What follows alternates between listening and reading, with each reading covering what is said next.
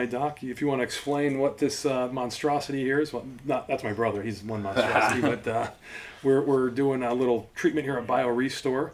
Want to explain what you guys hooked up to here? Yeah, so right now we have 2 IV bags with some vitamins inside, so it gives them a little kick, a little extra B vitamins. And then on top of that, what we're planning on doing today is running some exosomes, which is a mesenchymal type of stem cell. So again, that is a cell that's derived from amniotic fluid in a certain, I guess you say, lineage, that has some regenerative properties and some properties to keep the body healthier. We've had good results with it in the past. Derek's had good results with it. Yes. In both the joints and the IV. His brother over here currently has some degenerative disc disease and some other spine issues. He had some relief after the first treatment where he had, they call radicular symptoms or symptoms of nerve pain extending down to the leg, which he now has only localized to the posterior, the lower portion of the back and the very back of the hip. So that was, how long ago was that? March. Okay, so since March. So we've had some improvements. So we're doing a second round of that. See what we get out of it. Again, like everything in medicine, nothing is perfect. Nothing's guaranteed. But when you get good results, you tend to follow them. Again, we know research data backs up this stuff is safe. That's the number one most important thing to consider. And then knowing that, and knowing we have some good data back up that there's benefit to this, we're doing it today. Fantastic. So the first time we did about 100 billion cells, correct? Correct. So what now when we do what's this called when you do like another follow-up? A booster. Right? So just a booster? Like Like a boost? Technically, it's just a second round. Second Treatment. We're not doing the boost. Is generally you did a larger amount of something, you do a smaller amount the second time around. We're doing the same amount the second time around. Got it. There's several people that we've have testimonials, and there's other articles of people doing this multiple times a year for health benefits. We had a patient of ours that came in. I think the lady does it like every 4 or 6 months. Oh wow. She's turned 67. She looks like she's probably about 51, maybe 48. I just turned 42 and I look like I'm 51. So, but we can fix that. But one of the things that I'm curious is with the systemic exosomes. Generally, what are we looking at for we have a bunch of people that are question benefits like where it can reach and stuff like that. Yeah, because the last video it was crooked, so that's why I wanted we came back just so we can film it so it's not crooked this time. But a lot of people ask what the point is. Can you sort of touch on that a little bit? All right. So again, obviously if you have some injuries going on, these cells do have regenerative properties. So we're trying to stimulate the body to heal itself. That's the whole point of regenerative medicine, by definition, is to help the body stimulate itself to heal itself. We know there's data studies from people with traumatic brain injuries that were given these stem cells, pretty acutely within the first couple weeks of injury. They have a 40% improvement in their outcome as well as their function versus those patients that aren't. We know that there's several benefits to organ systems that you use these on. The nice thing about the IV stem cells is that it can be used for organ systems, it can be used for brain, it can be used for degenerative disc disease in the spine because it crosses all those areas of the body, it crosses the blood-brain barrier. It does, however, not cross into the joints. The joints are protected. That requires a single injection in that spot. So again, for someone that's working out or someone that has muscle tears, things of that nature, yes, you can do an in-site injection to that particular muscle. However, there's good data that says that doing this overall with a large amount of stem cells, we're doing plenty. You probably don't need half this. Will circulate through the body and it has some effect to improve, healing in certain areas, pain symptoms, inflammatory things of that nature. How many are we doing? The first time we did 100 billion. So what's this round? I think this is about the same amount. Oh, it's another 100 million? I thought we were going to do a little. Yeah, is it 100 million or 80 million, or 100 billion or 80 billion? But it's not much different. It's pretty. That's a little bit more than normal now. But that's exactly. So I had a couple guys that comment before. What's your workout routine? Is what the people ask. I know. That's what I said in the last 4 months. I said he's looking great. Are you yourself using the stem cells, doc, or? So obviously I started a new practice. So once the income comes better, I probably will. But until then, not so much. So you just experiment on me and my brother. Always. I did inject my hip though. We did my hip after I had a hip scope. I had some wear from previous athletics, so I did do an amniotic allograft injection in my hip. I tried a visco supplementation, which there's Monovisc and there's a couple of Synvisc, those out there. Yep, so yep. The hyaluronic acid, I tried that out of pocket. A weekend after, it did nothing, and I had the same pain. I was very disheartened about that. And then I did the amniotic allograft, and I at least got a solid, within 5 weeks, I noticed my pain was much less. I still needed the surgery to pull my labrum out of the joint, but since that point, it's been much better. I don't have the pain I had before, and it hasn't come back. Well, I kind of feel bad because you did both my knees, and my knees are, like my left knee, which was about the one that had the damaged trochlea. We knew that. It's been close to a year. We're about 10 months in, and it's been significant to the point where now my back hurts because I'm overdoing the squats because my knees feel so good. The only one that's my right knee, the one that we had the meniscus. the meniscus. I think it was on the back side, some fraying. I think.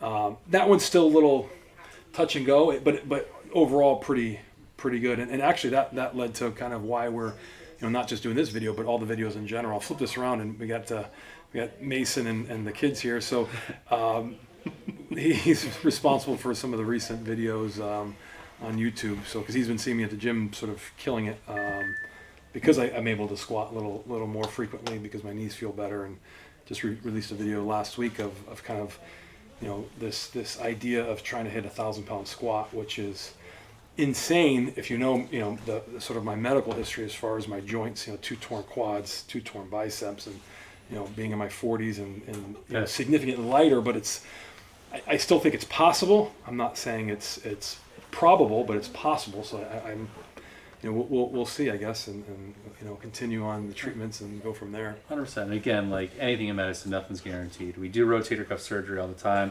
I do rotator cuff surgery. We know the failure rate of that is 13 to 66% first time you do it. And that number gets worse if you do the second round. But we still do it, and it does have good outcomes, and it does have benefits. So just like that, this is something that's not guaranteed, but again, it does have benefits, it has documented benefits, and we're gonna move on with it. Fantastic. And so I guess how are the stem cells going? They going through the separately in an IV line? Through IVs, yeah. I'm gonna check with the crew back there, see if they have them ready to go, and we'll get this party started, right? Fantastic. We'll just hang out here and just look at my phone. Sounds like a plan. There started. Actually, it started your brother because it started his IV first. So it was a different color. Guys. It was a different color last time. Hey guys, move out of the way there. It was. It had a little more. Thicker consistency. Oh boy, what do we got here? No, I'm just kidding. Same stuff. You're gonna wake up with a scar and the docs will harvest your kidneys. I mean, that only happened twice. That person did fine. They woke up in a bathtub with ice. That trip to Mexico, I guess. Yeah, I mean, it can always happen. All right, it's one. I'm gonna run this. You gotta turn it on full steam here, right? Oh yeah, we're running open to get out of here. Back to your day here. All right, that's one. Listen, he flew all the way up here to see you, Doc, and to get this treatment. I know, I appreciate it. He just admitted that he didn't really want to see me or the kids, which is fine. I mean, it's a confessional. I guess we'll fly down to Florida to see you next time, huh? Fantastic.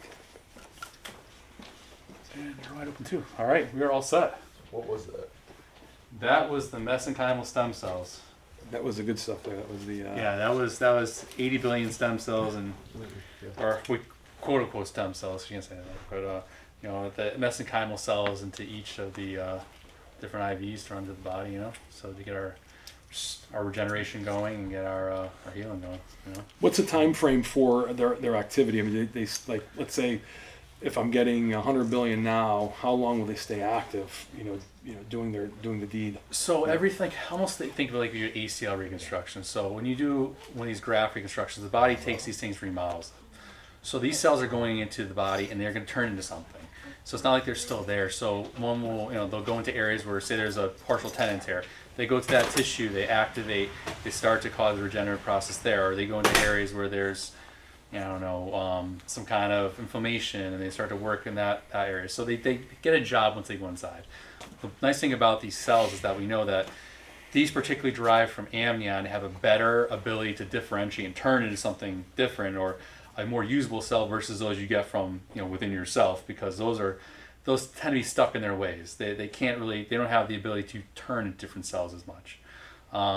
So again, Having said that, we see most effects between 5 and 6 weeks. Just like your normal ACL graft, remodeling goes between 6 and 9 weeks. Myself, I found improvement after the 5-week mark, extending after points. So overall, it should cause a benefit in general that is long lasting. Yeah. They to the part of the body, they do their job, they stay there, and they've added something to it.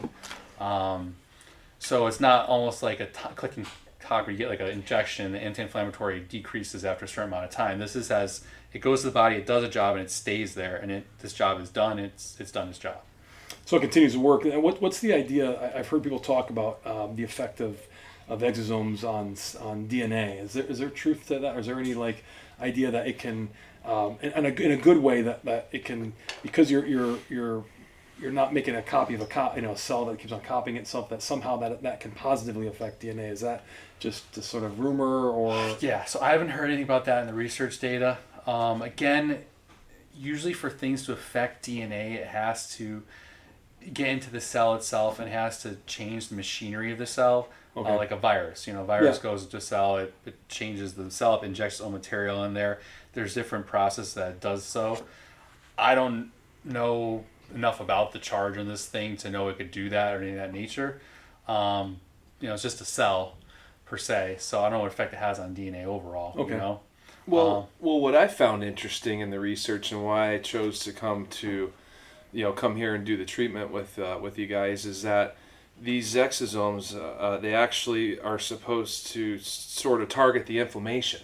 So your body's telling it where to go. Correct. Like you're not, it's not like they're just wandering aimlessly. Your body's actually sending it to the areas where you have this inflammation. Well, yeah, so for me, it's the lower back, but for someone else, they may be dealing with a upper back issue, a quad issue, whatever. Well, that's the point. There's the cells they're open to negotiation. So people are telling them, like, they're trying to sell them things down the line, like a kid in a candy store.